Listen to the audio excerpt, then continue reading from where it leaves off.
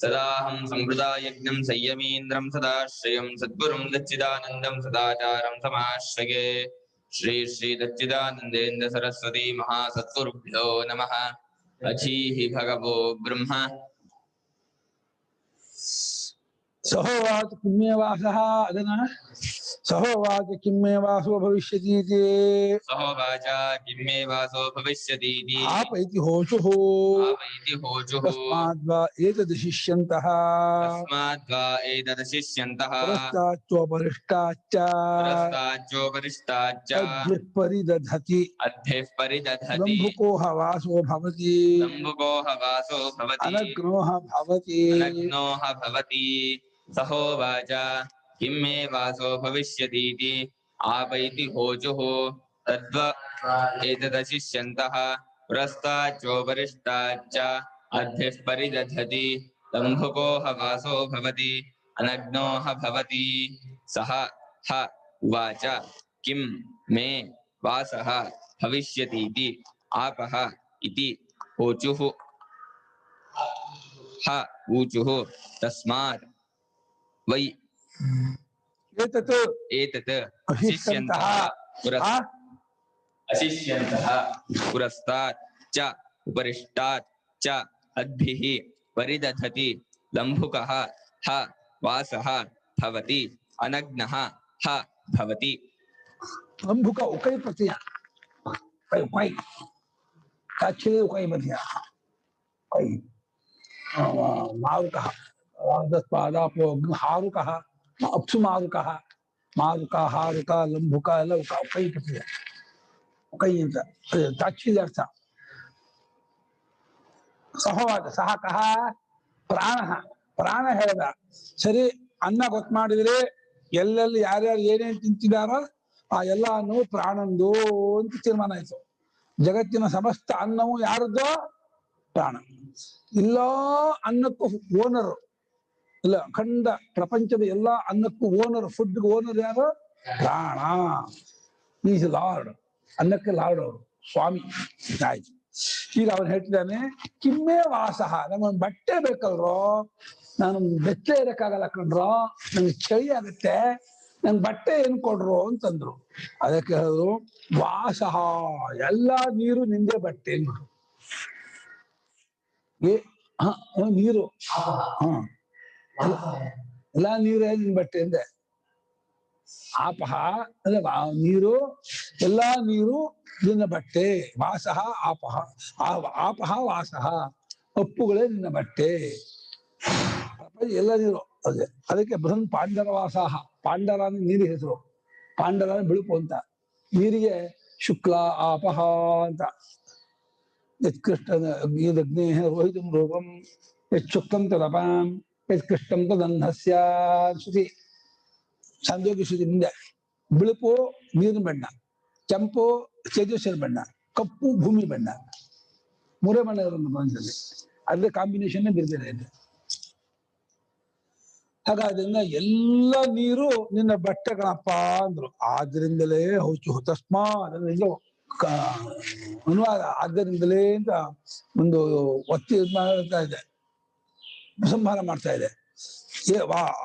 ಅದರಿಂದಲೇ ಏತದ ಈ ರೀತಿ ಏತ ಕ್ರಿಯಾವಿಶೇಷಣ ಈ ರೀತಿ ಆಚರಣೆ ಮಾಡುವಾಗ ಪುರಸ್ತಾಚ ಉಪರಿಷ್ಟಾಚ. ಪುರಸ್ತಾಚನ್ನು ಊಟಕ್ಕೆ ಮುಂಚೆ, ಊಟವಾದ ಮೇಲೆ ಅದ್ಭಿ ನೀರಿನಿಂದ ಪರಿದಧತಿ ಹೊದಿಸುತ್ತಾರೆ. ಅಮೃತ ಉಪಸ್ತರಣ. ಉಪಸ್ತರಣ ಅಂದ್ರೆ ಹಾಸು ಬಟ್ಟೆ. ಹಾಸಿಗೆ ಮೇಲೆ ಒಂದು ಬೆಡ್ಶೀಟ್ ಹಾಕೊಂಡು ಮಕ್ಕೊಳ್ತೀವಲ್ಲ ಅದೇ ಬೆಡ್ಶೀಟ್ ಹಾಕೊಂಡು ಉಪಸ್ತರಣ. ಆಮೇಲೆ ಹೊದ್ಕೋತೀವಲ್ಲ ಅದು ಪಿಧಾನ. ಅಮೃತ ಪಿಧಾನಮತಿ ಅಂತ ಆ ಮಂತ್ರದಲ್ಲೇ ಇದೆ. ನೀರು ಕುಡಿಯೋ ಮಂತ್ರದಲ್ಲೇ ಆ ನೀರಿಗೆ ಅಮೃತ ನೀರು ಸಂಬೋಧನ.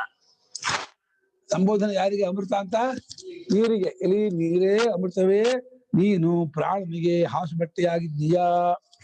ಇಲ್ಲಿ ನೀರೇ ಪ್ರಾಣನಿಗೆ ಹೊದಿಗೆ ಬಟ್ಟೆಯಾಗಿದ್ದೀಯಾ ಅಂತ. ಈ ಶಿಷ್ಟರು ಇಂದಿಗೂ ಅಪ್ರಸ್ತಾಚ ಭ್ರಷ್ಟಾಗಿ ಸೈಬಣ್ಣಿಗಳೇ ಮಾಡೋದು ಉಪಾಸನೆಯ. ಹಾಗೆ ಅವ್ರಿಗೆ ಮಾತ್ರ ಅವ್ರಿಗೆ ಬರೋದು, ಶುದ್ಧಾದಿಗಳ ಇಲ್ಲ. ನೀರು ಭಾವನೆ ಮಾಡ್ಬೋದು. ಪ್ರಾಣನಿಗೆ ನೀರು, ಪ್ರಾಣನಿಗೆ ಬಟ್ಟೆ ಅಂತ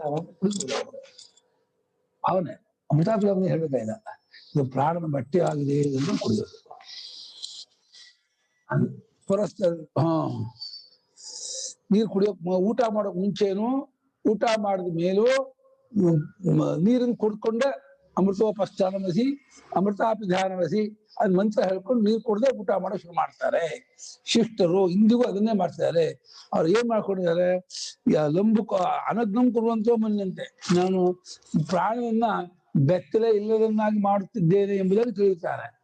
ಇದನ್ನು ಯಾರು ಹೀಗೆ ಉಪಾಸನೆ ಮಾಡ್ತಾರೋ ಲಂಬುಕೋ ವಾಸೋ ಭವತಿ, ಅವ್ರಿಗೆಲ್ಲ ಬಟ್ಟೆ ಕೊಡೋರಾಗ್ತಾರಂತೆ. ಬಂದ್ಬಿಟ್ಟು ಆಮೇಲೆ ನಮ್ ಬಟ್ಟೆ ಕೊಡ್ಬೇಕು ಅನ್ಕೊಂಡಿದೀನಿ, ಒಂದ್ ಬಟ್ಟೆ ಎಲ್ಲ ಕೊಟ್ಟು ಹೋಗ್ತಾರೆ. ನೀರು ತುಂಬಾ ಬರೀ ಬಟ್ಟೆ.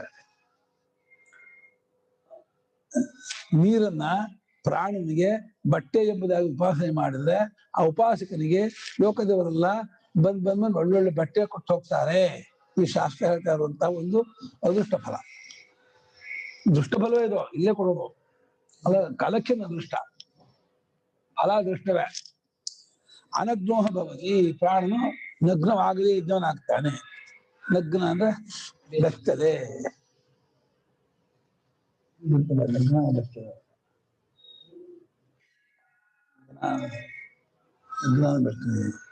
ಈ ಗತಿ ಸಹ ಹ ಉವಾಚ ಪುನಃ ಪ್ರಾಣಃ.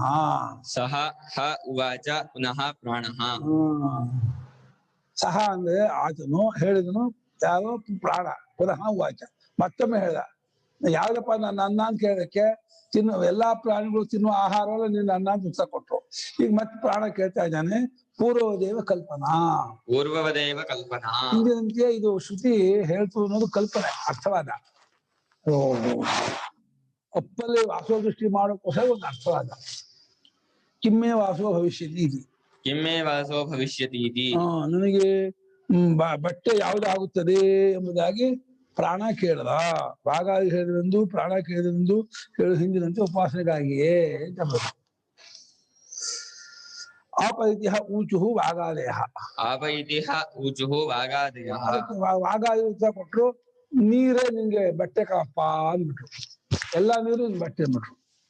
ಯಸ್ಮಾ ಪ್ರಾಣಸ್ಯ ವಾಸಃ ಆಪಃ. ಯಸ್ಮಾತ್ ಪ್ರಾಣಸ್ಯ ವಾಸಃ ಆಪಃ. ತಸ್ಮಾದ್ವಾ ಏತದಶಿಷ್ಯಂತಃ ಭೋಕ್ಷ್ಯಮಾಣಾಃ ಭುಕ್ತವಂತಶ್ಚ ಬ್ರಾಹ್ಮಣಾಃ ವಿದ್ವಾಂಸಃ ಏತತ್ ಕುರ್ವಂತಿ. ಯಾವ ಕಾರಣದಿಂದ ಪ್ರಾಣನಿಗೆ ಕಪ್ಪು ನೀರು ಬಟ್ಟೆ ಆಗಿದೆಯೋ, ಆಶ್ಚರ್ಯ ನೋಡಿ. ನೀರನ್ನು ಬಟ್ಟೆಯಾಗಿ ಉಟ್ಕೊಳ್ತಾನೆ ಅಂದ್ರೆ ಎಂಥ ಮಹಾನುಭಾವ. ನೀರಿನ ಬಟ್ಟೆ ಉಡಕ್ಕಾಗುತ್ತೆ ಮನುಷ್ಯನಿಗೆ? ನೀರಿನ ಬಟ್ಟೆ ಉಡ್ತಾ ಇದ್ದಾನೆ ಅಂದ್ರೆ ನೀರಿದ್ದೇನೆ ಪ್ರಾಣ ಬದುಕ್ತಾನೆ. ಡಿಹೈಡ್ರೇಷನ್ ಆಯ್ತು, ನೀರು ಕುಡೀರಿ ಅಂತಾರೆ. ಏನೇ ಆದ್ರೂ ನೀರು ಕುಡಿತಾ ಇದ್ದೆ ಒಂದ್ ವಾರ 10 ದಿವಸ ಇರ್ತಾರಂತೆ. ನೀರು ಕೊಡದೆ ಹೋದ್ರೆ ಪ್ರಾಣ ಹೋಗ್ಬಿಡ್ತಾರೆ. ಪ್ರಾಣನಿಗೆ ನೀರೇ ಆಧಾರ, ಅದನ್ನ ಬಟ್ಟೆ ಅದು ಹೊದ್ಕೊಂಡಿದ್ದಾನೆ ಅಂತ. ಯಾವ ಕಾರಣದಿಂದ ಅಪ್ಪು ಬಟ್ಟೆ ಆಗಿದೆಯೋ ಆದ್ದರಿಂದಲೇ ಬ್ರಾಹ್ಮಣರು ಇಂದಿಗೂ ಕೂಡ ಭೋಕ್ಷ್ಯಮಾಣ ಊಟ ಮಾಡ್ಬೇಕು ಅಂತ ಅಂದ್ಕೊಂಡವ್ರಲ್ಲ. ಶಿಷ್ಯ ಅಂತಾನೆ ಭೋಕ್ಷ್ಯಮಾಣ, ಊಟ ಮಾಡ್ಬೇಕು ಅಂತ ಕೂತ್ಕೊಂಡಾಗ ಕೃಷೇಚನ ಮಾಡಿ ಆಮೇಲೆ ಅಮೃತೋ ಪಾಸ್ತಾರ ನಮಸಿ ನೀರು ಕುಡಿತಾರೆ. ಅಮೃತ, ಅಮೃತ ರೂಪನಾದ ನೀರೇ ನೀನು ಉಪಸ್ಥಾನ ಆಗಿದ್ದೀಯಾ, ಹಾಸು ಬಟ್ಟೆ ಆಗಿದ್ದೀಯಾ ಅಂತ. ಊಟ ಆದ್ಮೇಲೆ ಅಮೃತ ಪಿಧಾ ನಮಸಿ, ಅಮೃತ ನಾಶರಹಿತನಾದ ನೀರೇ ಪಿಧಾನ, ನೀನು ಹೊದಿಕೆ ಬಟ್ಟೆ ಆಗಿದ್ದೀಯಾ. ಒಂದು ಹಾಸು ಬಟ್ಟೆ, ಒಂದು ಹೊದಿಕೆ ಬಟ್ಟೆ ಆಗಿದ್ಯಾ ಅಂತ ಮಂತ್ರಾರ್ಥವೇ ಹೇಳುತ್ತೆ. ಮಂತ್ರಾರ್ಥದಲ್ಲೇ ಇದೆ ಪ್ರಾಣೋಪಾಸನೆ ಅಂಶ. ಭಕ್ತವಂತರಾದವರು ಊಟ ಮಾಡ್ಬೇಕು ಅನ್ನೋವಾಗಲೂ ಆ ವಿದ್ವಾಂಸ ಉಪಾಸಕರು ಈ ಮಂತ್ರವನ್ನು ಹೇಳ್ಕೊಂಡು ಮಾಡ್ತಾರೆ. ಏನನ್ ಮಾಡ್ತಾರೆ? ಅದ್ಭಿಃ ವಾಸಸ್ಥಾನೀಯಾಭಿಃ तद्भिः वासस्थानीयाभिः पुरस्तात् भोजनात् पूर्वं पुरस्तात् भोजनात् पूर्वं वरिष्ठात् भोजनात् ऊर्ध्वं च वरिष्ठाच्च भोजनात् ऊर्ध्वं च परिदधति परिधानं कुर्वन्ति परिदधति परिधानं कुर्वन्ति मुख्यस्य प्राणस्य मुख्यस्य प्राणस्य ಬಟ್ಟೆಯ ಜಾಗದಲ್ಲಿರುವ ನೀರಿನಿಂದ ಊಟ ಮಾಡೋಕ್ ಮುಂಚೆನೂ ಊಟ ಮಾಡಿದ ಮೇಲೂ ನೀರಿನಿಂದ ಎರಡರಲ್ಲೂ ಹೊದಿಸ್ತಾನೆ. ಮಧ್ಯ ಪ್ರಾಣ ಎರಡರಲ್ಲೂ ಬಟ್ಟೆ ಬಟ್ಟೆ ಹೇಗೆ ಮಗುವಿಗೆ ಸಕ್ಕರೆಗೆ ಅಡಿಗೂ ಬಟ್ಟೆ ಎಲ್ಲ ಹಾಕಿ ಮಾಡ್ಕೊಂಡಿದ್ರೆ ಮೇಲೂ ಚೆನ್ನಾಗಿ ಬಟ್ಟೆ ಹೊದಿಸ್ತಾರೋ, ಅದಕ್ಕೆ ಒಂದು ಕುಲಾಯಿ ಎಲ್ಲ ಹಾಕ್ತಾರೋ, ಹಾಗೆ ಪ್ರಾಣನೇ ಶಿಶು. ಸಾಧಾರಣ ಸಪ್ರತ್ಯಾಧಾರಂ ಸಸ್ಥೋಣಂ ಅನ್ನಂ ಧಾಮ ಧಾಮ ವೇದ ಅಂತ. ಮುಗ ಹಗ್ಗ ಅಂದ್ರೆ ಬದುಕಿಗೆ ಹಗ್ಗ, ಅನ್ನಂದ ಅನ್ನನ್ ಕಟ್ಕೊಂಡು ಬದುಕೊಂಡು ಹೋಗುದು ಅಂತ. ಇದಮೇವ ಆಧಾರಂ ಇದಂ ಈ ಸ್ಥಳವೇ ಆಧಾರ, ಪ್ರತ್ಯಾಧಾರ ಅಂದ್ರೆ ಈ ಕಾರಣಗಳು. ಶರೀರವೇ ಗೂಟ, ಅನ್ನವೇ ಧಾಮ ಹಗ್ಗ. ಊರ್ಜಾವೇ ದಾನ ಮಾಡಿದ್ದಾರೆ, ಊರ್ಜಾವನ್ನ ಅನ್ನ ಬಂದು ಬಲವನ್ನು ಊಟ ಮಾಡಿದ್ದಾರೆ. ಒಟ್ಟು ಬಟ್ಟೆಯ ಜಾಗದಲ್ಲಿರುವ ನೀರಿನಿಂದ ತಿಳಿದಂತಹ ವಿದ್ವಾಂಸರು ಊಟ ಮಾಡೋಕ್ ಮುಂಚೆನೂ ಊಟ ಮಾಡಿದ ನೀರಿನಿಂದ ಪ್ರಾಣನಿಗೆ ಚೆನ್ನಾಗಿ ಹೊದಿಸುತ್ತಾರೆ, ಕೆಳಗು ಮೇಲಗೂ ಹೊದಿಸುತ್ತಾರೆ. ಹೀಗೆ ಮಾಡೋದ್ರಿಂದ ಆ ಭಾವನೆ ಮಾಡಿ ಅವರು ಆ ನೀರು ಕುಡಿಯೋದ್ರಿಂದ ಏನಾಗತ್ತೆ? ಲಂಬಕೋ ಲಂಬನಶೀಲೋ ವಾಸೋಹ ಭವತಿ. ಲಂಬಕೋ ಲಂಬನಶೀಲೋ ವಾಸೋಹ ಭವತಿ. ವಾಸಃ ಲಂಬನಶೀಲ, ಲಂಬಕ ಅಂದ್ರೆ ಲಂಬನಶೀಲ ಅಂತ ತಾಚ್ಛೀಲ್ಯ ಪ್ರತ್ಯಯ ತೋರಿಸ್ತಾ ಇದ್ದಾರೆ. ಉಕೈ ಉಕೈ ಪ್ರತ್ಯಯ ಇದೆಯಲ್ಲ, ಮಾರುಕಃ ಹಾರುಕಃ ಇವೆಲ್ಲ ಉಕೈ ಪ್ರತ್ಯಯ. ಪಡೆಯುವವನು ಬಟ್ಟೆಯನ್ನ ಪಡೆಯುವವನಾಗುತ್ತಾ ಅನ್ನ ಪಡಿತಾನೇ ಇದ್ದಾನೆ, ಬರ್ತಾನೆ ಇರ್ತಾನೆ. ಅವನಿಗೂ ಕೂಡ ನಗ್ನತೆ ಬರೋಲ್ಲ. ಉಪಾಸಕನಿಗೂ ಕೂಡ ಸ್ವಾಮಿ ಬಟ್ಟೆ ತಗೊಳ್ಳಿ ಎಲ್ಲರ ಬಂದ ಬಟ್ಟೆ ಕೊಟ್ಟು ಹೋಗ್ತಾ ಇರ್ತಾರೆ.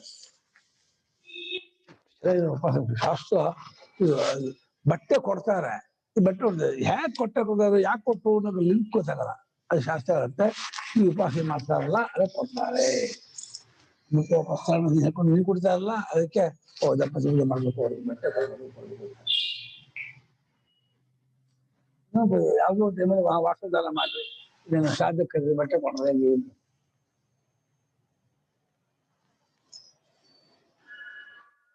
ವಾಸಸೋ ಲಬ್ಧೈವ ಭವತಿ ಇತ್ಯರ್ಥಃ.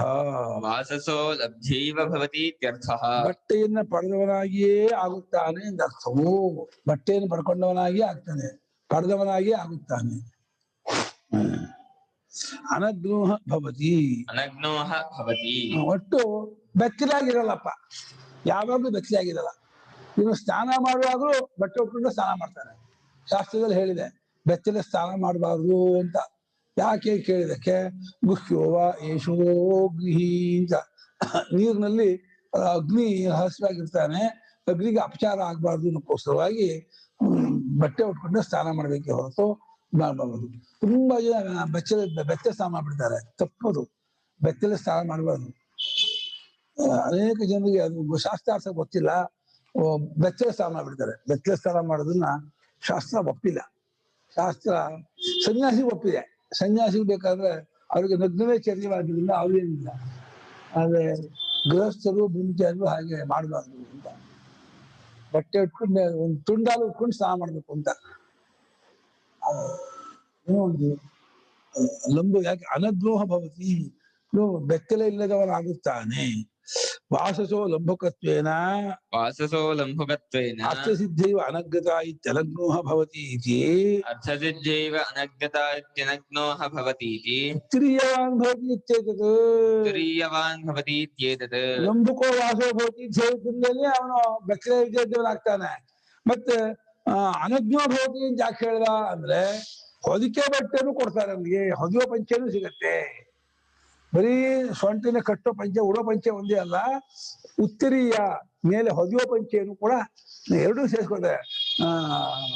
10/6 10/6 ಅಥವಾ 9/6 ಇಲ್ಲ 9/5 ಪಂಚೆ 9/5 9/6 10/6 3-4 ಸಲ ಬರುತ್ತಲ್ಲ, ಆ ಬಟ್ಟೆನೂ ಮಾಡ್ಕೊತಾನೆ, ಹೊಯ್ಕೊತಾನೆ, ಉಡ್ತಾನೆ. ಬೆಚ್ಚಗಿರ್ತಾನೆ, ಆರಾಮಾಗಿರ್ತಾನೆ. ಯಾಕಂದ್ರೆ ನಂಬುಕೋ ವಾಸೋಭವತಿ ಮೇಲೆ ಅನಗ್ರಹ ಭವತಿ ಯಾರಿದ್ರೆ ಏನಾಯ್ತೋ ಉತ್ತಿರಿಯೂ ಉಂಟು ಅವನಿಗೆ, ಹೊದಿಯೋ ಪಂಚೆಯನ್ನು ಕೊಡ್ತಾರೆ, ಎರಡೂ ಬರುತ್ತೆ ಅಂತ ಹೇಳಂಗಾಯ್ತು. ಅದೇನಪ್ಪ, ನಮ್ಮ ತಂದೆಯವರ ಬಾಲ್ಯ ಕಾಲದಲ್ಲಿ ಬಹಳ ಸ್ಕೇರ್ಸಿಟಿ ಇತ್ತು, ಪಂಚೆಗೆ ಬಹಳ ಕಷ್ಟ ಇತ್ತು, ಬಟ್ಟೆಯನ್ನು ಸಿಗ್ತಿರ್ಲಿಲ್ಲ. ವರ್ಷಕ್ಕೆಲ್ಲ ಒಂದ್ ಜೊತೆ 2 ಜೊತೆ ಇಟ್ಕೊಳ್ಳೋರು. ಅದೋ ರೈತರ ಪಂಚೆ ಹೊರೋರು ಭಾರ ಅಂದ್ರೆ ಭಾರ, 550 ಬಹಳ ಕಷ್ಟ ಆಗಿತ್ತು. ಈಗಂತೂ ಪಂಚೆ ಬಟ್ಟೆ ಅಂದ್ರೆ ಎಲ್ಲರಿಗೂ ಅಯ್ಯೋ ಹೆಂಗಸಿಗಂತೂ ಒಬ್ಬೊಬ್ರು 2 ಬೀರು ಸೀರೆ. ಅಯ್ಯೋ ಏನು ಇದು ಮ್ಯಾಚಿಂಗ್ ಇದು ಒಂದು ರಿಸೆಪ್ಷನ್ ಹೋಗೋದಕ್ಕೆ ಇದು, ಮದುವೆ ಹೋಗೋದಕ್ಕೆ ಇದು, ಇನ್ನೇನಾದ್ರು ಪೂಜೆ ಮಾಡೋಕ್ಕೆ ಇದು, ಇದಕ್ಕೆ ದೊಡ್ಡ ಇದಕ್ಕೆ ಅದು 20,000 25,000 30,000 ಇನ್ನು 5,000 10,000 ಇನ್ನು ಸ್ಕ್ರೇಪು ಅದೆಲ್ಲ ಏನ್ ಸೀರೆ ಇಟ್ಕೊಂಡು ನಮ್ ತಂದೆ ಹೇಳೋರು. ಶಾಪ್ಗೂ ಹೋಗೋದು ಬೇಕಾಗಿಲ್ಲ, ಈಗ ಎಲ್ಲ ಆನ್ಲೈನ್ ಶಾಪಿಂಗ್ ಬೇರೆ. ಆನ್ಲೈನ್ ಶಾಪ ಎಲ್ಲ ಆನ್ಲೈನ್ ಅಲ್ಲೇ ತಗೋಬಹುದು ಗುರುಗಳ, ಈಗ ಏನ್ ಶಾಪಿಗೂ ಹೋಗೋದು ಬೇಕಾಗಿಲ್ಲ. ನಮ್ಗೆ ಇಷ್ಟ ಆಗದೆ ವಾಪಸ್ ಬಿಡ್ತೀರಾ? ತಗೋತಾರೆ ವಾಪಸ್ ತಗೋತಾರೆ. ಆದ್ರೆ ಪಾಪ ಅವ್ರಿಗೆ ತುಂಬಾ ಅನ್ಯಾಯ ಆಗುತ್ತೆ. ಅಂಗಡಿ ಹೋಗ್ಬಿಟ್ಟು ನಿಮ್ಗೆ ಏನ್ ಬೇಕಾದ್ರೆ ಹೋಗೋದು, ಅವ್ರಿಗೆ ಪೋಸ್ಟರ್ ಖರ್ಚು ಬಂದು ಹೋಗಿ ಎಲ್ಲ ಖರ್ಚಾಗಿರುತ್ತೆ. ನೀವು ಒಂದೇ ಬೇರೆ ಬಿಡ್ತೀರ, ಹಾಗೆ 2 ಲಕ್ಷ. ಪಾಪ ಅವ್ರಿಗೆ ತುಂಬಾ ಅನ್ಯಾಯ. ಅದು ತರಿಸ್ಕೊಂಡ್ಮೇಲೆ ಹಾಗೆಲ್ಲ ಮಾಡ್ಬಾರ್ದು. ಆದ್ರೆ ನಮ್ ತಂದೆ ಹೇಳೋರು, ಈಗಿನ ಕಾಲದ ಹೆಣ್ಮಕ್ಳನ್ನ ಸುಡ್ಬೇಕಾದ್ರೆ ಕಟ್ಟಿಗೆ ಬೇಕಿಲ್ಲ, ಅವ್ರ ಬೀರು ಪಂಚೆಯಲ್ಲಿ ಬಟ್ಟೆಯಲ್ಲಿ ಅವ್ರು ಸುಟ್ಬಿಡ್ಬೋದು, ಅಷ್ಟಿದೆ ಅವ್ರವ್ರಿಗೆ. ಹಂಗೆ ಹೇಳೋರು ತಂದೆಯವರು, ಕಟ್ಟಿಗೆನೇ ಬೇಡ ಅವ್ರಿಗೆ. ಒಬ್ಬೊಬ್ರಿಗೂ 40-50 ಸೀರೆ ಇದ್ರೆ ಸಾಕು, 15 ಮಕ್ಕಳು ಸುಟ್ಟಿದ್ ಮಾಡ್ಕೊಳ್ಳ. ಅಂತ ಇದು ಮೋಹ, ವ್ಯಾಮೋಹ. ಅದೆಲ್ಲ ಮ್ಯಾಚಿಂಗು, ಆ ಕಿವಿದು ಅದು ಎಲ್ಲ ಮ್ಯಾಚಿಂಗ್ ಆಗ್ಬೇಕು. ಕಂಕುದ ಬಟ್ಟು ಕಿವಿಗೆ ಹಾಕೊಳ್ಳೋದು, ಆ ಇದು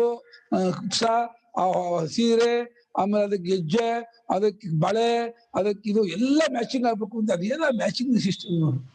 ಗ್ರೀನ್ ಅಲ್ಲಿ ಎಲ್ಲ all are green, all are pink, all are yellow, all are red, all are ಇದು ಎಲ್ಲ ಆಲ್ ಆರ್ ಒಂದೇ. ಇವಾಗ ಇನ್ನೊಂದ್ಸಲ ಆ ಜೀನ್ಸ್ ಪ್ಯಾಂಟ್ ಉಟ್ಕೊಳ್ತಾರ ಗಂಡಸರು, ಆ ಮಂಡಿ ಹತ್ತ ಹರ್ಕೊಳ್ಳೋದು, ಕಟ್ ಮಾಡ್ಕೊಂಡು ಮಂಡಿ ಅದು ಅದನ್ನು ಹರ್ಕ್ ಬಟ್ಟೆ ಉಡ್ಬಾರ್ದು ಶಾಸ್ತ್ರ ಹೇಳತ್ತೆ. ಅದ್ ಬೇಕು ಅಂತ ಹರ್ಕೊಂಡು ಅದ್ ಹಂಗೆ ಬಿಟ್ಕೊಂಡು ಅದೊಂದು ಸ್ಟೈಲ್ ಅಂತೆ. ಅದೆಂತ ಸ್ಟೈಲು? ಅದನ್ನ ಹರ್ಕೊಂಡ್ರೆ ಬೇಡಲ್ಲ. ಈ ಜನರ ಅವಿವೇಕಕ್ಕೆ ಇದಕ್ಕೆ ಉತ್ಸಾಹ ಇಲ್ಲ. ಬಟ್ಟೆ ಇರೋದೇ ಮೈ ಮುಚ್ಚಕ್ಕೆ, ಹರ್ಕ್ ಬಟ್ಟೆ ಉಡ್ತೀನಿ ಅಂದ್ರೆ ಇದೇನು ಇದು ಅವಿವೇಕ? ಬಟ್ಟೆ ಇರೋದು ಅದಕ್ಕೆ ಮೈ ತೋರ್ಸಕ್ಕ, ಮೈ ತೋರ್ಸಕ್ ಬಟ್ಟೆ ಕೊಡ್ಬೇಕಾ? ಹಾಗೆ ಇದ್ದ ಉತ್ಕ್ರಿಯವಾನ್ಯ ಭವತಿ, ಹೊಗೆ ಮಿಂಚೆ ಇರುತ್ತಾನೆ ಇರುತ್ತದೆ. ಭೋಕ್ಷ್ಯಮಾಣಸ್ಯ ಭುಕ್ತವತಶ್ಚೇದ್ ಆಚಮನಂ, ಭೋಕ್ಷ್ಯಮಾಣಸ್ಯ ಭುಕ್ತವಶ್ಚೇತ್ ಯತ್ ಆಚಮನಂ ಶುದ್ಧ್ಯರ್ಥಂ ವಿಜ್ಞಾತಂ, ಶುದ್ಧ್ಯರ್ಥಂ ವಿಜ್ಞಾತಂ ತಸ್ಮಿನ್ ಪ್ರಾಣಸ್ಯ ವಾಸಃ ಇತಿ ದರ್ಶನಮಾತ್ರಂ ಹಿ ವಿಧೀಯತೆ. ತಸ್ಮಿನ್ ಪ್ರಾಣಸ್ಯ ವಾಸ ಇತಿ ದರ್ಶನಮಾತ್ರಂ ಹಿ ವಿಧೀಯತೆ. ಇಲ್ಲಿ ಊಟ ಮಾಡ್ಬೇಕು ಅನ್ಕೊಂಡವರಿಗೂ ಊಟ ಮಾಡಿದವರಿಗೂ ಒಂದು ಆಚಮನವನ್ನ ಸ್ಮೃತಿಯಲ್ಲಿ ಧ್ಯಾನ ಮಾಡಿದೆ. ಮನ್ವಾದಿ ಸ್ಮೃತಿಯಲ್ಲಿ ಆಚಮನ ಮಾಡ್ಬೇಕು ಅಂತ ಹೇಳಿದೆ. ಅದು ಶುದ್ಧಿಗಾಗಿ ಮಾಡೋದು. ಊಟ ಮಾಡ್ಬೇಕಾದ್ರೆ ಅದು ವೈದಿಕ ಕರ್ಮ. ಊಟ ಅನ್ನೋದು ಹೇಗೆ ಪೂಜೆ ಅಥವಾ ಸಂಧ್ಯಾ ವಂದನೆ ಒಂದು ಕರ್ಮವೋ, ಊಟ ಮಾಡೋದು ಕೂಡ ಒಂದು ಕರ್ಮ. ಅದು ವೈದಿಕ ಕರ್ಮ. ಅದು ಮಡಿಯಲ್ಲೇ ಊಟ ಮಾಡ್ಬೇಕು, ಮೈಲಿಗೆಲ್ಲ ಊಟ ಮಾಡಬಾರ್ದು. ಮೈಲಿಗೆ ಆಗಿದ್ರೆ ಸ್ನಾನ ಮಾಡಿ ಊಟ ಮಾಡ್ಬೇಕು ಅಂಗಸಲ್ಲಿ. ಆಮೇಲೆ ಊಟ ಮಾಡ್ಬೇಕಾದ್ರೆ ಒಬ್ರಿಗೊಬ್ರು ಮುಟ್ಕೋಬಾರ್ದು, ಅಕ್ಕಪಕ್ಕದವ್ರನ್ನ ಮುಟ್ಟಬಾರ್ದು. ಮುಟ್ಟದೆ ಊಟ ಮಾಡ್ಬೇಕು, ಮಡಿಯಲ್ಲಿ ಊಟ ಮಾಡ್ಬೇಕು. ಆಮೇಲೆ ಮಡಿಯಾಗಿದ್ದು ಕಾಲು ತೊಳ್ಕೊಂಡ್ಬಂದು ಶುದ್ಧವಾಗಿ ಕೂತ್ಕೊಂಡು ಆಚಮನ ಮಾಡಿ ಊಟ ಮಾಡ್ಬೇಕು. ಯಾಕೆಂದ್ರೆ ಊಟ ಅನ್ನೋದು ಅದು ಆಹುತಿ. ಹೊಟ್ಟೆಯಲ್ಲಿರ್ತಕ್ಕಂಥ ಅಗ್ನಿಗೆ, ಜಾಠರ ಅಗ್ನಿಗೆ ಆಹುತಿ ಕೊಡ್ತಾ ಇದೀವಿ. ಊಟ ಆದ್ಮೇಲೆ ಮತ್ತೆ ರಾತ್ರಿವರೆಗೂ ಮಧ್ಯೆ ಏನು ತಿನ್ಬಾರ್ದು. ಅದು ಅಗ್ನಿಹೋತ್ರವನ್ನು ಹೇಗೆ 2 ಸಲ ಮಾಡ್ತಾರೋ ಬೆಳಗ್ಗೆ ಸಂಜೆ, ಹಾಗೆ ಊಟವನ್ನು 2 ಸಲ ಮಾಡ್ಬೇಕು, 2 ಸಲ ಆಹುತಿ ಕೊಡ್ಬೇಕು. ಅವಾಗ ಅದು ಅಗ್ನಿಹೋತ್ರಕ್ಕೆ ಸಮ ಅಂತ. ಸಾಯಂ ಪ್ರಾತಃ ಮನುಷ್ಯಾಣಂ ಅಶನಂ ಶುಚಿಚೋದಿತಂ ಅಂತರ ಕಿಂಚಿತ್ ಅನಶನಂ ಅಗ್ನಿಹೋತ್ರ ಸಂವಿಧಿ. ಏನು ಮಧ್ಯೆ ತಿನ್ಬಾರ್ದಂತೆ, ಬಹಳ ಆರೋಗ್ಯವಾಗಿರ್ತದಂತೆ. ತೃಪ್ತವಾಗಿ 2 ಹೊತ್ತು ಊಟ ಮಾಡಿದ್ರೆ ತುಂಬಾ ಆರೋಗ್ಯ ಇರ್ತಾರೆ.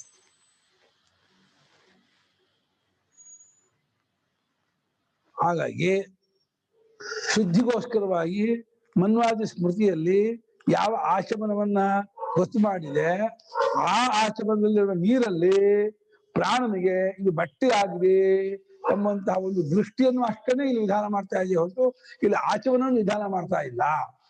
ಆಚಮನ ಪ್ರಾಪ್ತವಾಗಿದೆ, ಕಾಲಾಗಿ ಮೊದಲೇ ಪ್ರಾಪ್ತವಾಗಿದೆ, ಉಪನಯನ ಕಾಲದಲ್ಲೇ ಬಂದ್ಬಿಟ್ಟಿದೆ. ಉಪನಯನದ ದಿವಸದಿಂದ ಆಚಮನ ಬಂದ್ಬಿಟ್ಟಿರೋದ್ರಿಂದ ಸ್ಮೃತಿ ವಿಹಿತವಾದಂತಹ ಆಚಮನದಲ್ಲಿರುವ ನೀರಿನಲ್ಲಿ ಈ ಜಾಗದಲ್ಲಿ ಅದನ್ನ ಪ್ರಾಣನಿಗೆ ಬಟ್ಟೆ ಎಂಬುದಾಗಿ ಭಾವನೆ ಮಾಡುವುದು ವಿಧಿಸ್ತಾ ಇದೆ. ವಿಧಿ ಎರಡಕ್ಕೆ ವಿಧಿ ಅಲ್ಲ, ಆಚಮನಕ್ಕೂ ವಿಧಿ, ಬಟ್ಟೆ ಅಂತ ಭಾವನೆ ಮಾಡೋಕ್ಕೂ ವಿಧಿ ಇಲ್ಲಲ್ಲ. ಎರಡು ಆಚಮನ ಇಲ್ಲ, ಆಚಮನ ಒಂದೇ. ಆಚಮನ ಅಂತ ಒಂದೇ ಸಲ ನೀವು ಕುಡಿಯೋದು, 3 ಸಲ ನೀವು ಕುಡಿಯೋದು ಆಚಮನ ಅಲ್ಲ. ಚಮು ಅದನ್ನೇ ಧಾತು. ಆಚಾಮತಿ ಪಚ್ಚ ಆಚಾಮತಿ ಅರ್ಧಚ್ಚ ಆಚಾಮತಿ ಸರ್ವಂ ಪಿಬತಿ ಅಂತ ಶ್ರುತಿ. ಪಚ್ಚೋ ಅರ್ಧಚ್ಚೋ ಅನುಮಾನ. ಪಚ್ಚ ಅಂದ್ರೇನೋ ಕಾಲ್ ಭಾಗ, 1/3. ಅರ್ಧ ಅಂದ್ರೆ 150, ಅರ್ಧ ಪೂರ್ತಿ. ಹೀಗೆ ನಿಮ್ಗೆ ಅರ್ಧ ಪಚ್ಚ ಪುಂಸಿದಿ ಅರ್ಧತ್ವಂ ಜೀವ. ಆಮೇಲೆ ಅದು ಪಚ್ಚೋ ಅರ್ಧಚ್ಚು ಅನುಮಾನ. ಆಚರಣೆ ಅದು ಗಾಯತ್ರಿ ಉದ್ದೇಶಕ್ಕೆ ಹೇಳಿದ್ ನಾನು. ಪಚ್ಚೋದ್ದೇಶವನು ಗಾಯತ್ರಿ ಉದ್ದೇಶಕ್ಕೆ ಒಂದು ಆಚಮನಕ್ಕಲ್ಲ. ಆಚಮನ ಒಂದೇ ಸಲ. ಆಚಾಮತಿನ ಒಂದ್ಸಲ 3 ಸಲ ಕುಡಿಯೋದಲ್ಲ ಆಚಮನ ಅಂತ ಹೇಳ್ತಾ ಇದ್ದೀನಿ ನಾನು. ಸುಧಾಚಾಮ್ಯತೆ ಅಂದ್ರೆ 3 ಸಲ ಕುಡಿಯೋದು 9 ಸಲ ಕುಡಿಯೋದು. ಸುಧಾಚಾಮ್ಯತೆ ಅಂದ್ರೆ 3 ಸಲ. ನೀವು ಈಗ ಬಂದೇವಳ ಯಾರು ಹೇಳ್ಕೊಟ್ರು ನಿಮ್ಗೆ? ನಾವು ಯಾವಾಗ 3 ಸಲ ಸುಧಾಚಾಮ್ಯತೆ. ಒಂದು ಆಚಮನ 1 ಸಲ ಕುಡಿದಾಗ ಆಚಮನ ಅಂತಿದ್ರು. 9 ಸಲ ಕುಡಿದ್ರೆ ರಾಕ್ಷಸ ಆಚಮನ. ಜಾಸ್ತಿ ಒಪ್ಪಿಲ್ಲ 9 ಸಲ ಆಚಮನ, 3 ಸಲ ಕುಡಿಯೋದು. ಎತ್ತರಾಚಾಮತಿ ರುಚ ಪ್ರೀಣಾದಿ ಪರಿಭಜತಿ 3 ಸಲ ಕುಡಿಯೋದು ಹೊರತು 3 9 ಆಚಮನ ಅಲ್ಲ. ತ್ರಿಹಿ ಅನ್ನೋದು 3 ಸಲಕ್ಕೆ ಹೊರತು 3 ಕೆಲಸ ಅಲ್ಲ. ಏನ್ ಯಾರು ಹೇಳಿದ್ದ? ಒಂದು ಆಚಮನ ಒಂದು ಆಚಮನ ಅಂದ. ಚಮು ಅದನ್ನೇ ಆ ಉಪಸರ್ಗ. ಚಮತಿ ಆಚಾಮತಿ.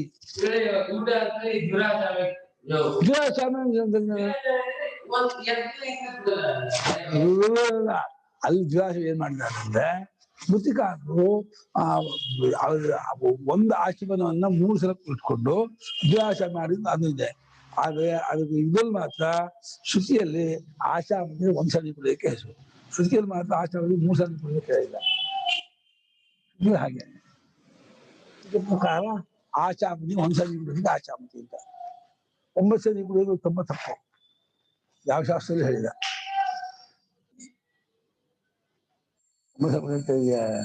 ಯಾರು ಹೇಳ್ಕೊಟ್ರು? ಯಾರು ಹೇಳ್ಕೊಟ್ರು? ನೀನೇ ಕಡಿಮೆ ಮಾಡ್ಕೊಟ್ರು. ಪ್ರಾಣನಿಗೆ ದರ್ಶನ ಎಂಬುದಷ್ಟೇ ವಿಧಿಸ್ತಾ ಇದೆ. ಅದ್ವಿಪರಿಧತಿ ನಾಚಮನಾಂತರಂ. ನಾಚಮನಾಂತರಂ ನೀರಿನಿಂದ ಹೊದಿಕೆಯನ್ನು ಉಂಟು ಮಾಡುತ್ತಾರೆ ಅಂತ ಹೇಳ್ತಾ ಇರೋದು ಇದು ಅನುವಾದವೇ. ಅತಿ ಅಂತ ಇದು ವರ್ತಮಾನ ಅನುವಾದ ಹೊರತು ಇದು ವಿಧಿ ಅಲ್ಲ. ಇದು ಆಚಮನಾಂತರ ಹೇಳ್ತಾ ಇಲ್ಲ. ಪ್ರಾಪ್ತವಾದ ಸ್ಮೃತಿ ವಿಹಿತವಾದ ಸ್ಮೃತಿಯಲ್ಲಿ ಪ್ರಾಪ್ತವಾದ ಆಚಮನದಲ್ಲಿ ವಾಸೋದೃಷ್ಟಿ ಅಷ್ಟನ್ನೇ ವಿಧಿಸ್ತಾ ಇದೆಯೇ ಹೊರತು ಆಚಮನಾಂತರವನ್ನು ಇದು ವಿಧಿಸ್ತಾ ಇಲ್ಲ. ಇದಕ್ಕೊಂದು ವಾಸೋದೃಷ್ಟಿಗೊಂದು ಆಚಮನ, ಶುದ್ಧಿಗೊಂದು ಆಚಮನ, 2 ಆಚಮನ ಇಲ್ಲ. ಯಥಾ ಲೌಕಿಕೈಃ ಪ್ರಾಣಿಭಿಃ ಅದ್ಯಮಾನಮನ್ನಂ. ಯಥಾ ಲೌಕಿಕೈಃ ಪ್ರಾಣಿಭಿಃ ಅದ್ಯಮಾನಮನ್ನಂ. ಪ್ರಾಣಸ್ಯ ಇತಿ ದರ್ಶನ ಮಾತ್ರಂ. ಪ್ರಾಣಸ್ಯ ಇತಿ ದರ್ಶನ ಮಾತ್ರಂ. ತದ್ವತ್. ಹೇಗೆ ಲೋಕದ ಜನರು ಪ್ರತಿನಿತ್ಯ ತಿಂತಿರುವಂತಹ ಅನ್ನವು ಅದು ಪ್ರಾಣನ ಅನ್ನ ಅಂತ ಹೇಳಿ ದರ್ಶನವಷ್ಟನ್ನೇ, ದರ್ಶನ ಭಾವನೆ, ಉಪಾಸನೆ ಅಷ್ಟನ್ನೇ ಹೇಳಿದೆಯೋ ಅಲ್ಲೇನು ಪ್ರಾಣನ ಭಾವನೆಗಾಗಿ ಒಂದ್ಸಲ ಊಟ ಮಾಡೋದು, ಹೊಟ್ಟೆಗೊಂದ್ಸಲ ಊಟ ಮಾಡೋದು ಎರಡಿಲ್ಲ. ಹೊಟ್ಟೆ ತುಂಬಕ್ಕೊಂದ್ಸಲ ಊಟ ಮಾಡಿ ಓಹ್ ಪ್ರಾಣ ದರ್ಶನ ಮಾಡ್ಲಿಲ್ಲ ಇನ್ನೊಂದ್ಸಲ ಊಟ ಮಾಡಿದ್ರೆ ಯಾರು ಊಟ ಮಾಡಲ್ಲ. ಮಾಡುತ್ತಿರುವ ಊಟದಲ್ಲಿ ಇದು ಪ್ರಾಣನ ಅನ್ನ, ಪ್ರಾಣನಿಗೆ ಸೇರಿದ್ದು ಎಂಬುದನ್ನು ಹೇಗೆ ಭಾವನೆ ಮಾಡುತ್ತಾರೋ ಅದೇ ರೀತಿ ಸ್ಮೃತಿ ವಿಹಿತವಾದ ಆಚಮನದಲ್ಲಿರುವ ನೀರಿನಲ್ಲಿ ಇದು ಪ್ರಾಣನಿಗೆ ಬಟ್ಟೆ ಭಾವನೆ ಮಾಡೋದಷ್ಟೇ ಹೊರತು ಅದಕ್ಕಾಗಿ ಒಂದು ಆಚಮನವನ್ನು ಇಲ್ಲಿ ಹೇಳ್ತಾ ಇಲ್ಲ. ಬಟ್ಟೆ ಮಾಡೋಕ್ಕೋಸ್ಕರ ಒಂದು ಆಚಮನ ಮಾಡ್ಬೇಕಾಗಿಲ್ಲ. ಕೆಮ್ಮೆ ಅನ್ನಂ ಕಿಮ್ಮೆ ವಾಸ ಇತ್ಯಾದಿ ಪ್ರಶ್ನ ಪ್ರತಿಭಟನೆಯೋ ತುಲ್ಯತ್ವ. ಕಿಮ್ಮೆ ಅನ್ನಂ ಕಿಮ್ಮೆ ವಾಸಃ ಇತ್ಯಾದಿ ಪ್ರಶ್ನ ಪ್ರತಿವಚನಯೋ ತುಲ್ಯ. ನೀವೇನಾದ್ರೂ ಪ್ರಾಣನಿಗೆ ಬಟ್ಟೆ ಕೊಡೋಕ್ಕೋಸ್ಕರ ಇನ್ನೊಂದು ಆಚಮನ ಅರ್ಥ ಮಾಡೋದಾದ್ರೆ ಹಾಗೆ ಕಿಮ್ಮೆ ಅನ್ನಮನದಲ್ಲಿ ಪ್ರಾಣನ ಅನ್ನ ಇನ್ನೊಂದ್ಸಲ ಊಟ ಮಾಡ್ಬೇಕಾಗ್ತದೆ. ಊಟ ಆದ್ಮೇಲೆ ಅದು ಕಿಮ್ಮೆ ಅನ್ನಂ ಕಿಮ್ಮೆ ವಾಸ ಒಂದೇ ವಾಕ್ಯದಲ್ಲಿ ಸಮಾನವಾಗಿ ಪ್ರಶ್ನ ಪ್ರತಿಭಟನೆಯಲ್ಲಿ ಏನೇನ್ ತಿಂತಾರೋ ಅದೆಲ್ಲವೂ ನಿನ್ನ ಅನ್ನ ಮತ್ತು ನೀರೆಲ್ಲ ನಿನ್ನ ಬಟ್ಟೆ ಅಂತ ಹೇಳೋದ್ರಿಂದ ದೃಷ್ಟಿ ವಿಧಾನವೇ ಹೊರತು ಕ್ರಿಯಾ ವಿಧಾನ ಅಲ್ಲ. ಇದು ಭಾವನಾ ವಿಧಾನವೇ ಹೊರತು ಕರ್ಮ ವಿಧಾನ ಅಲ್ಲ. ಕರ್ಮ ವಿಧಿಸ್ತಾ ಇಲ್ಲ. ಟೇಕ್ ಟು ಟೈಮ್ ಹೇಳ್ತಿಲ್ಲ. ಏನ್ ತಗೋತೀರೋ ಅದರಲ್ಲಿ ನೀರು ದೃಷ್ಟಿ ನೀರಿನಲ್ಲಿ ಬಾಸೋ ದೃಷ್ಟಿ ಮಾಡು. ಪ್ರಾಣನಿಗೆ ಇದು ಬಟ್ಟೆ ಭಾವನೆ ಮಾಡಷ್ಟೇ.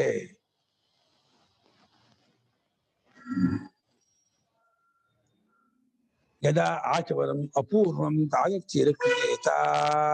ಯದಾ ಆಚಮನಂ ಅಪೂರ್ವಂ ತಾದರ್ಥ್ಯೇನ ಕ್ರಿಯೇತ. ತದಾ ಕ್ರಿಮ್ಯಾದ್ಯನ್ನಮಪಿ ಪ್ರಾಣಸ್ಯ ಭಕ್ಷ್ಯತ್ವೇನ ವಿಹಿತಂ ಸ್ಯಾತ್. ತದಾ ಕ್ರಿಮ್ಯಾದ್ಯನ್ನಮಪಿ ಪ್ರಾಣಸ್ಯ ಭಕ್ಷ್ಯತ್ವೇನ ವಿಹಿತಂ ಸ್ಯಾತ್. ಏನಾದರೂ ಇಲ್ಲಿ ಒಂದು ಅಪೂರ್ವವಾದ ಹೊಸದಾದ ಒಂದು ಆಚಮನ ವಿಧಿಸ್ತಾ ಇದೆ, ಇನ್ನೊಂದು ಆಚಮನ ಮಾಡ್ಬೇಕು ಅಂತಂದ್ರೆ ಆ ಕ್ರಿಮ್ಯ, ಆ ಶಬ್ದ, ಆ ಕೀಟಪತಂಗೆ ಅದು ಆ ಅನ್ನೋದಕ್ಕೆ ಗೊತ್ತಾಗುತ್ತೆ. ಅವಾಗ ಹಂಗ ಅರ್ಥ ಮಾಡಿದ್ರೆ ಬಿಡುತ್ತೆ. ಹಂಗ ಅರ್ಥ ಮಾಡಕ್ ಬರಲ್ಲ. ಏನರ್ಥ? ಎಲ್ಲಾ ಅನ್ನವೂ ಪ್ರಾಣನ ಅನ್ನ ಅಂತ ಭಾವನೆ, ಎಲ್ಲಾ ನೀರು ಪ್ರಾಣನ ಬಟ್ಟೆ ಅಂತ ಭಾವನೆ ಅಷ್ಟೇ. ಭಾವನೆ ಮಾಡೋದು ಮನಸ್ಸಲ್ಲಿ, ಕ್ರಿಯೆ ಮಾಡ್ಬೇಕಾಗಿಲ್ಲ. ನೀವು ಕುಡಿದೇ ನೀರನ್ನೆಲ್ಲ ಪ್ರಾಣನ ಬಟ್ಟೆ ಭಾವನೆ ಮಾಡ್ಬೋದು. ಕುಡಿದಾಗ್ಲೂ ಕುಡಿಯುವ ನೀರೆಲ್ಲ ಪ್ರಾಣನ ಬಟ್ಟೆ ಭಾವನೆ ಮಾಡ್ಬೋದು. ಏನು ಆಚೆ ಬರೋ ನೀರೇ ಪ್ರಾಣನ ಬಟ್ಟೆ, ಬೇರೆ ಪ್ರಾಣನ ಬಟ್ಟೆ ಅಲ್ಲ ಅಂತ ಏನಿಲ್ಲ.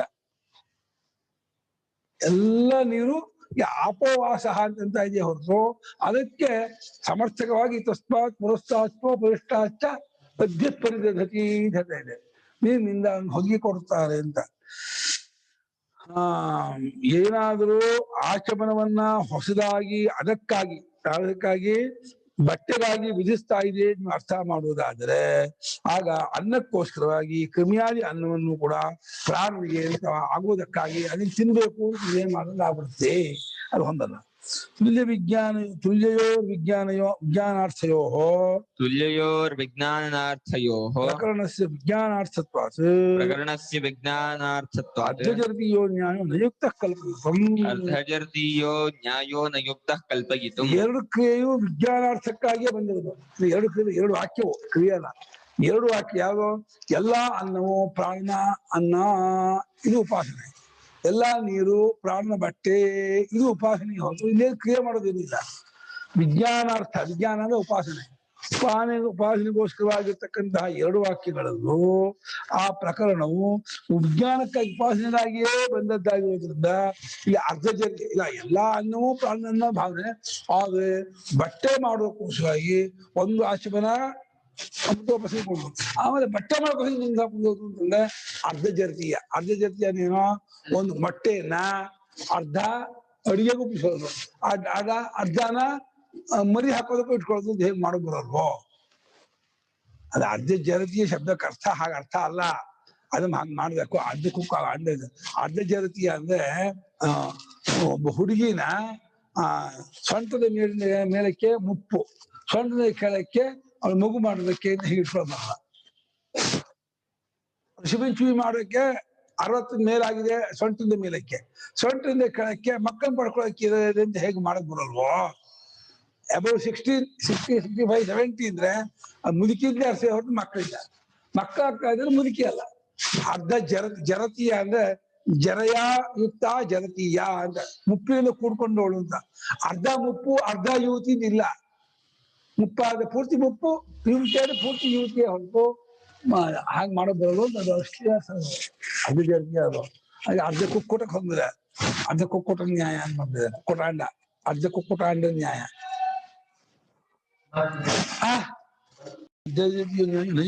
ಅರ್ಧ ನ್ಯಾಯವನ್ನು ಮಾಡೋದು ಸರಿ ಅಲ್ಲ.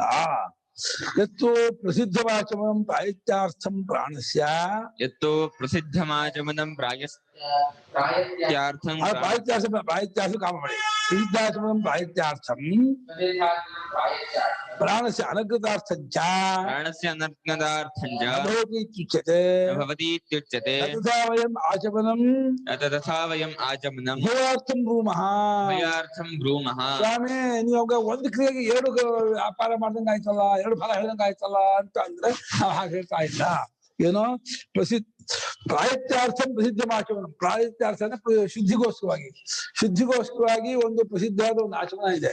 ಶುದ್ಧಿಗೋಸ್ಕರವಾಗಿರೋ ಒಂದು ಪ್ರಸಿದ್ಧ ಆಚಮನವನ್ನ ಪ್ರಾಣನಿಗೆ ಅನಗ್ನಗೋಸ್ಕರವಾಗಿಯೂ ಅಂತ ಬಳಸ್ಬಿಟ್ರೆ ನೀವು ಅದೇ ಆಚಮನವನ್ನ ಪ್ರಾಣನಿಗೆ ಬಟ್ಟೆ ಆಗುವುದಕ್ಕಾಗಿಯೂ ಬಳಸ್ಬಿಟ್ರೆ ಅವಾಗ ಒಂದು ಕ್ರಿಯೆಗೆ ಎರಡು ಫಲ ಹೇಳ್ದಂಗಾಗತ್ತೆ ಅಂತ ಅಂದ್ರೆ ನಾವು ಹಾಗೆ ಹೇಳ್ತಾನೆ ಇಲ್ಲ. ಅದು ಹೊಂದೋದಿಲ್ಲ ಅಂತ ನೀವು ಅಂದ್ರೆ ಒಂದು ಕ್ರಿಯೆ ಶುದ್ಧಿ ಆಗೋದಕ್ಕೂ ಆಗತ್ತೆ, ಪ್ರಾಣಿಗೆ ಬಟ್ಟೆ ಆಗೋದಕ್ಕೂ ಆಗತ್ತೆ ಅಂತ ಅರ್ಥ ಮಾಡಿದ್ರೆ ಅದು ಸರಿ ಆಗೋದಿಲ್ಲ ನೀವು ಅನ್ನೋದಾದ್ರೆ ನಾವು ಆ ಏನು ಒಂದು ಕ್ರಿಯೆಗೆ ಒಂದೇ ಕ್ರಿಯೆ ಎರಡು ಪ್ರಯೋಜನಕ್ಕಾಗಿ ನಾವು ಹೇಳ್ತಾನೆ ಇಲ್ಲ. ಎರಡು ಕ್ರಿಯೆ ಇದೆ.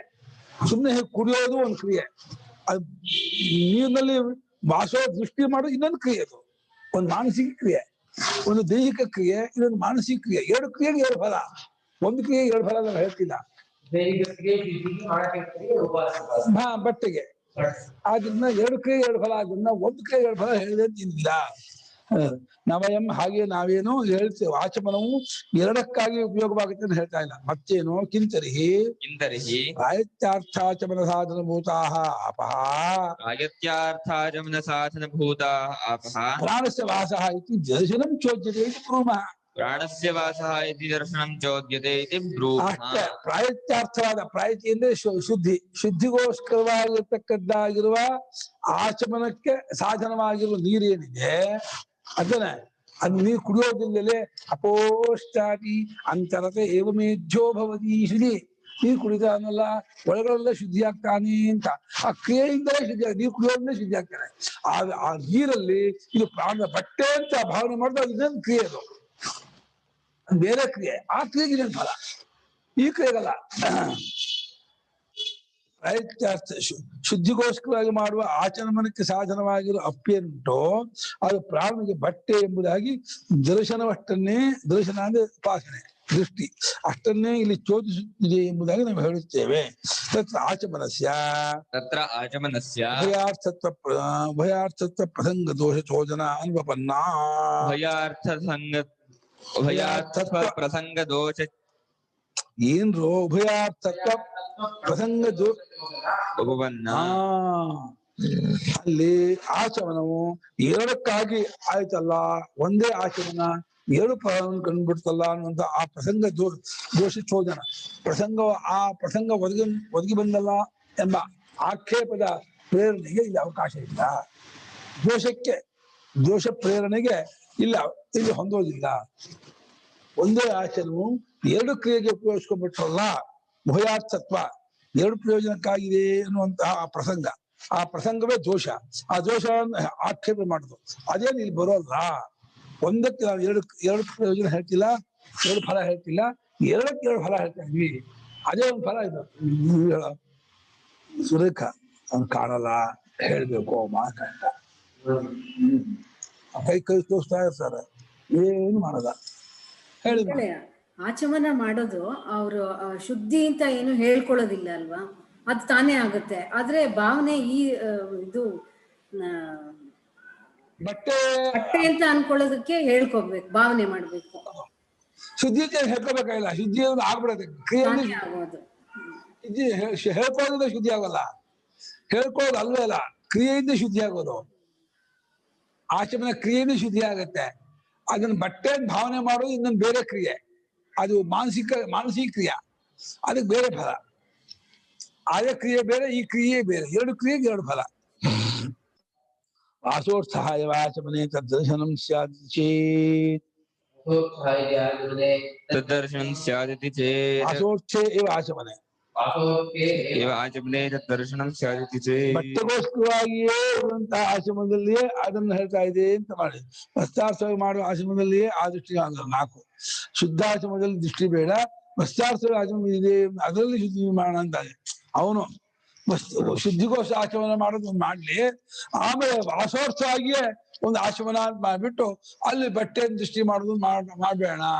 ಏನ್ ತೊಂದ್ರೆ? ಇನ್ನೊಂದ್ಸಲ ನೀರು ಕುಡಿತಾನೆ, ಒಂದ್ಸಲ ನೀರು ಕುಡಿತಾನೆ ಶುದ್ಧಿ ಆಯ್ತಾನೆ, ಇನ್ನೊಂದ್ಸಲ ನೀವು ಪ್ರಾಣಿಗೆ ಬಟ್ಟೆ ನೀರು ಕುಡಿತಾನೆ, ಯಾಕೆ ಮಾಡ್ಬಾರ್ದು? ಯಾಕೋ ಕಚ್ಚುಮಿಚ ಪ್ರಸಂಗ ದೋಷ. ವಾಸೋತ್ಸ ಇವ ಆಚಮನೆ, ಇನ್ನೊಂದು ಆಚಮನ ಬಟ್ಟೆಗೋಸ್ಕರವಾಗಿ ಇರ್ತಕ್ಕಂಥ ಆಚಮನ ಅಂತ ಒಂದು ಮಾಡ್ಕೊಂಡ್ಬಿಟ್ಟು ಅದರಲ್ಲಿ ಆ ದೃಷ್ಟಿ ಮಾಡೋದು ಒಂದು ಮಾಡಿದ್ರೆ ಏನ್ ತಪ್ಪು? ಯಾಕೆ ಹಾಗೆ ಮಾಡ್ಬಾರ್ದು? ಈ ಶುದ್ಧಿ ಆಚಮನದಲ್ಲಿ ಆ ವಾಸೋ ದೃಷ್ಟಿ ಯಾಕೆ ಮಾಡ್ತೀರಾ ಅಂತ ಹೇಳಿದ್ರೆ ವಾಸೋರ್ಥ ಜ್ಞಾನಾರ್ಥವಾಕ್ಯೆ, ವಾಸೋ ಜ್ಞಾನಾರ್ಥವಾಕ್ಯೆ, ವಾಸೋರ್ಥ ಅಪೂರ್ಣ ಆಚಮನ ವಿಧಾನೆ, ವಾಸೋ ಅರ್ಥಪೂರ್ಣ ಆಚಮನ ವಿಧಾನೆ, ಅನಜ್ಞತಾರ್ಥ ದೃಷ್ಟಿ ವಿಧಾನೆ ಚ ತತ್ರ ಅನಜ್ಞತಾರ್ಥತ್ವ ದೃಷ್ಟಿ ವಿಧಾನೆ ಚ ವಾಕ್ಯಭೇದ ಸ್ಯಾತ್. ವಾಕ್ಯಭೇದಃ. ವಾಸೋ ಜ್ಞಾನಾರ್ಥವಾಕ್ಯ, ಬಟ್ಟೆ ಅನ್ನುವಂತಹ ಜ್ಞಾನ ಮಾಡ್ಕೋ, ಜ್ಞಾನ ಅಂದ್ರೆ ಭಾವನೆ, ಬಟ್ಟೆಯನ್ನು ಉಪಾಸನೆ ಮಾಡು, ಭಾವನೆ ಮಾಡು ಅನ್ನೋ ವಾಕ್ಯದಲ್ಲಿ ಬಟ್ಟೆಗೋಸ್ಕರವಾಗಿ ಒಂದು ಅಪೂರ್ವ ಆಚರಣೆ ವಿಧಾನ ಮಾಡಿದೆ ಅಂತ ನೀವು ಅಂದ್ಬಿಟ್ರೆ ಆವಾಗ ಅನಗ್ಗತಾರ್ಥತ್ವ ದೃಷ್ಟಿ ವಿಧಾನ ಚ, ಆವಾಗ ನೀರಿನಲ್ಲಿ ಅನಗ್ಗತ್ವ ದೃಷ್ಟಿಯನ್ನು ವಿಧಾನ ಮಾಡೋದು ಅಂತ ಇದೆ, ಆಚರಣೆ ಮಾಡ್ಬೇಕು ಅಂತ ಬಂದಿದೆ ಅಂತಂದ್ರೆ ವಾಕ್ಯ ಭೇದ ಆಗತ್ತೆ. ವಾಕ್ಯ ಒಂದು ಒಂದು ದೃಷ್ಟಿ ವಿಧಾನಕ್ಕಾಗಿ ಬಂದ ವಾಕ್ಯವೋ ಇದು, ಆಚರಣಾ ವಿಧಾನ ಮಾಡೋಕ್ಕೋಸ್ಕರ ಬಂದ ವಾಕ್ಯವೋ? ಆಚಮನ ವಿಧಾನ ಮಾಡೋಕ್ಕೋಸ್ಕರ ಬಂದ ವಾಕ್ಯ ಅಲ್ಲ, ದೃಷ್ಟಿ ವಿಧಾನಕ್ಕಾಗಿ ಬಂದ ವಾಕ್ಯ ಇದು.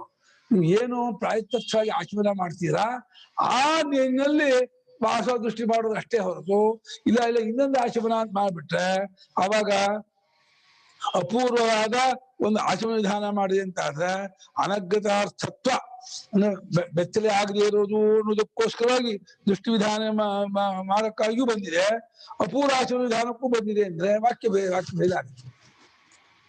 ಒಂದು ಹೊಸದಾದ ಒಂದು ಆಚರಣೆಯನ್ನು ವಿಧಿಸ್ತಾ ಇದೆ, ಅನಗ್ಗತಾರ್ಥತ್ವವನ್ನು ಅದ್ರಲ್ಲಿ ಹೇಳ್ತಾ ಇದೆ ಅಂದ್ರೆ ವಾಕ್ಯ ಭೇದ ಆಗುತ್ತೆ. ಬೇಕಿಲ್ಲ, ಒಂದೇ ನೀರಿನಲ್ಲಿಯೇ ಅನಗ್ಗತ ದೃಷ್ಟಿ ವಿಧಾನವೂ ಆಗತ್ತೆ, ಶುದ್ಧತ್ವೂ ಆಗತ್ತೆ.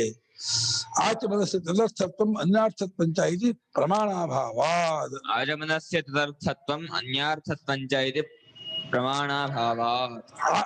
ಆಚಮನವು ಒಂದು ಪ್ರಾಯತ್ಯವಾಗಿ, ಇನ್ನೊಂದು ಆಚಮನ ಅನಗ್ಗತೆಯಾಗಿ ಅಂತ ಈ ರೀತಿ ಅಂತ ತಗೊಳ್ತೀನಿ ಅಂದ್ರೆ ಅದಕ್ಕೆ ಪ್ರಮಾಣ ವಾಕ್ಯ ಇಲ್ಲ, ಶಾಸ್ತ್ರವಾಕ್ಯ ಇಲ್ಲ.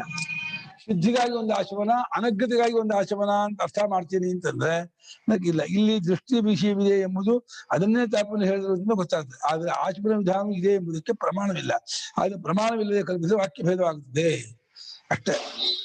ಆಚಮನ ವಿಧಾನ ಮಾಡ್ತಾ ಇದ್ದೇನೆ ಗಮಕ ಇಲ್ಲ, ಎವಿಡೆನ್ಸ್ ಪ್ರೂಫ್ ಇಲ್ಲ. ದೃಷ್ಟಿ ವಿಧಾನ ಮಾಡ್ತಾ ಇದ್ದೇನೆ ಪ್ರೂಫ್ ಇದೆ, ಸಾಕು. ನಾವು ಶುದ್ಧಿಗೋಸ್ಕರ ಮಾಡುತ್ತಿರುವಂತಹ ಆಚಮನದಲ್ಲಿಯೇ ಇದು ಪ್ರಾಣ ದೃಷ್ಟಿ ಅಂತ ಭಾವನೆ ಮಾಡಿದ್ರೆ ಆಗತ್ತೆ ಹೊರತು ಎರಡು ಆಚಮನ ಮಾಡೋ ಅವಶ್ಯಕತೆ ಇಲ್ಲ.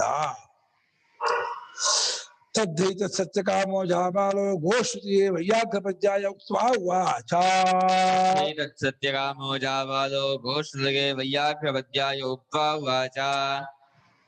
ಯದ್ಯಪ್ಯೇನ ಶುಷ್ಕಾಯ ಸ್ಥಾನಮೇ ಬ್ರೂಯಾತ್, ಯದ್ಯಪ್ಯೇನ ಶುಷ್ಕಾಯ ಸ್ಥಾನವೇ ಬ್ರೂಯಾತ್, ಜಾಯೇರನ್ನೇವ ಅಸ್ಮಿನ್ ಶಾಖಾಃ, ಜಾಯೇರನ್ನೇವ ಅಸ್ಮಿನ್ ಶಾಖಾಃ, ರೋಹೇಯುಃ ಪಲಾಶಾನೀತಿ, ರೋಹೇಯುಃ ಪಲಾಶಾನೀತಿ. ತದ್ಧೈತತ್ ಸತ್ಯಕಾಮೋ ಜಾಬಾಲೋ ಗೋಶ್ರುತಗೆ ವೈಯಾಘ್ರ ಪದ್ಯಾಯ ಉಕ್ತ್ವಾ ಉವಾಚ. ಯದ್ಯಪ್ಯೇತತ್ ಶುಷ್ಕಾಯ ಸ್ಥಾನವೇ ಬ್ರೂಯಾತ್, ರೋಹೇಯುಃ ಪಲಾಶಾನೀತಿ. ತತ್ ಏತತ್ ಸತ್ಯಕಾಮಃ ಜಾಬಾಲಃ ಗೋಶ್ರುತಗೆ ವೈಯಾಘ್ರ ಪದ್ಯಾಯ ಉಕ್ತ್ವಾ ಉವಾಚ. ಯತ್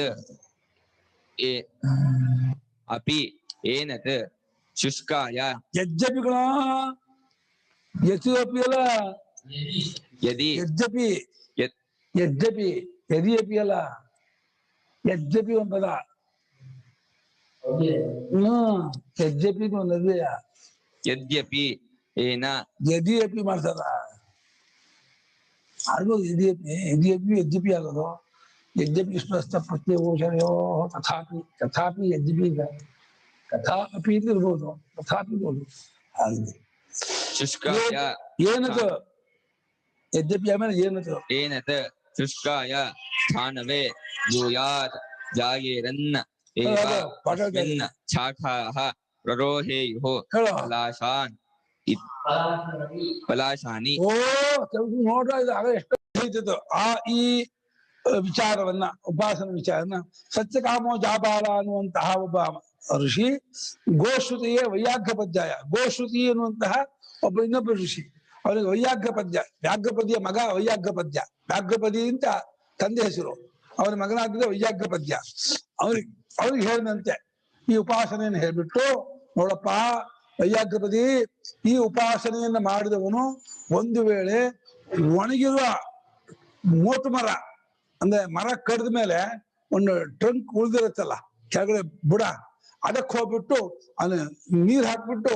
ಹುಟ್ಲಿ ಎಲೆ ಹುಟ್ಲಿ ಚಿಗುರ್ಕಲಿ ಅಂತ ಹೇಳಿ ನೀರ್ ಹಾಕ್ಬಿಟ್ರೆ ಅದು ಚಿಗುರ್ಕೊಂಡ್ಬಿಡುತ್ತದೆ ಹುಟ್ಬಿಡುತ್ತದೆ. ಒಣಗೋಗಿದ್ರು ಶುಷ್ಕಾಯ ಸ್ಥಾನವೇ ಶುಷ್ಕ ಮೀನ್ಸ್ ಡ್ರೈ ಆಗಿರೋದು ಒಣಗೋಗಿರುವಂತಹ ಮೋಟು ಮರಕ್ಕೆ ಅವನು ಹೇಳ್ಬಿಟ್ಟೆ ಹುಟ್ಟು ಚಿಗುರ್ಕೋ ಅಂತ ಅಂದ್ಬಿಟ್ಟ ಅಂದ್ರೆ ಜಾಯೇರನ್ನೇವ ಅಸ್ಮಿನ್ ಶಾಖಾ ಬುರು ಚಿಗುರ್ಕೊಂಡ್ಬಿಡುತ್ತಂತೆ ಕೊಂಬೆ ಬಂದ್ಬಿಡುತ್ತಂತೆ ಆಮೇಲೆ ಬೆಳ್ಕೊಂಡ್ಬಿಡುತ್ತಂತೆ ಮರ. ಅಷ್ಟು ಪ್ರಾಣೋಪಾಸಕನಿಗೆ ಆ ಜಗದಾತ್ಮ ಭಾವ ಇರುವುದರಿಂದ ಯಾರನ್ನ ಬೇಕಾದ್ರೂ ಹಾಗೆ ಡಿಸ್ಕರ್ಟ್ ಮಾಡ್ತಾನೆ, ಯಾರನ್ನ ಬೇಕಾದ್ರೂ ಬದುಕಿಸ್ತಾನೆ, ಸತ್ಯವನ್ನು ಬದುಕಿಸ್ತಾನೆ. ಅಂಥ ಶಕ್ತಿ ಬರುತ್ತೆ, ಸತ್ಯವನ್ನು ಬದುಕುವ ಶಕ್ತಿ ಬರುತ್ತೆ ಅವನಿಗೆ, ಪ್ರಾಣೋಪಾಸಕನಿಗೆ. ಅಂಥ ಮಹಾತ್ಮ ಅವನು, ಆ ಶಕ್ತಿ ಬರುತ್ತೆ ಅಂತ ಉಪನಿಷತ್ ಹೇಳ್ತಾ ಇದೆ. ಪ್ರಾಣದರ್ಶನ ಸ್ತುತಿ ತದೇಜ ಪ್ರಾಣದರ್ಶನಂ ಸ್ತೂಯತೆ. ಓ ಆಯ್ತು, ಟೈಮ್ ಈಸ್ ಓವರ್ ಅಮ್ಮ, 9 ಗಂಟೆ. ನೀನು ಟೈಮ್ ಇದೆ ಅನ್ಕೊಂಡ್ಬಿಟ್ಟಿದೆ. ಶುಷ್ಕಾಯ ಸ್ಥಾನ ಬ್ರೂಯ ಜಾಯೇರನ್ನೇವ ಶಾಖಾ. ಇದರಲ್ಲಿ ಕೊಂಬೆಗಳು ಹುಟ್ಕೊಂಡಾವು. ಜಾಯೇರು ಪಲಾಶಾನಿ, ಎಲೆಗಳು ಕೂಡ ಬರುತ್ತಂತೆ. ಶೂಟಿಂಗ್ ಮಾಡಿ ಶುರು ಆಗ್ಬಿಡುತ್ತಂತೆ. ಅಯ್ಯೋ ಹೋದ ವರ್ಷ ಕಡ್ದಿದ್ದು ಒಣಗೋಗಿತ್ತು, ಇದಾಗಿತ್ತು, ಇದು ಚಿಗುರು ಬಿಡ್ತಲ್ಲ ಇದು ಅಂತ ಆಶ್ಚರ್ಯ ಪಡ್ಬೇಕಾಗಿಲ್ಲ. ಪ್ರಾಣೋಪಾಸಕ ಸರ್ವಾತ್ಮ ಭಾವದಿಂದ ಅದರೊಳಗೆ ಪ್ರವೇಶ ಮಾಡಿ ಅದನ್ನ ಚಿಗುರಿಸ್ಬಿಡ್ತಾನೆ. ಅಂಥ ಶಕ್ತಿ ಇದೆ ಅವನಿಗೆ. ಪ್ರಾಣೋಪಾಸಕರನ್ನು ಎದುರು ಹಾಕೋಬೇಡಿ, ಅವನನ್ನ ಬಹಳ ಗೌರವದಿಂದ ಮರ್ಯಾದೆಯಿಂದ ಕೊಟ್ಟು ಅವನಿಗೆ ಚೆನ್ನಾಗಿ ಅವನಿಗೆ ಇದು ಮಾಡಿ ಸಂತೋಷಪಡಿಸಿದ್ರೆ ನಮ್ಮ ಇಷ್ಟಾರ್ಥ ಈಡೇರ್ಬಿಡತ್ತೆ. ಪ್ರಾಣೋಪಾಸಕ ಬಹಳ ದೊಡ್ಡವನು. ಯಾಕಂದ್ರೆ ವ್ಯಾಕೃತ ಪ್ರಪಂಚದಲ್ಲಿ ಅವನೇ ಸುಪ್ರೀಮೋ ಹಿರಣ್ಯಗರ್ಭ. ಅವನನ್ನು ಆನಂದ ಉಪಾಸನೆ ಮಾಡ್ತಾ ಇದ್ದಾನೆ. ಹಾಗಿದ್ಮೇಲೆ ಅವನಿಗೆ ಏನಿದಾಗುತ್ತೆ, ಏನು ಮದುವೆ ಆಗೋದಿಲ್ಲ.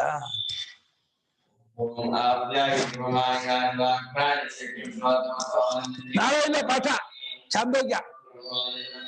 ಬರ್ತಿದ್ದೀರಾ ನೀವು? ಅನುಪಮ ಅಮ್ಮ ಬರ್ತಿದ್ದಾರಾ?